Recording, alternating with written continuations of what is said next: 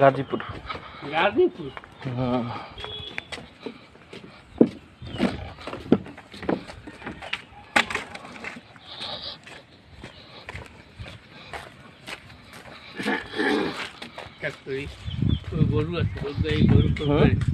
গরু আছে নাম কি আপনার চাচা?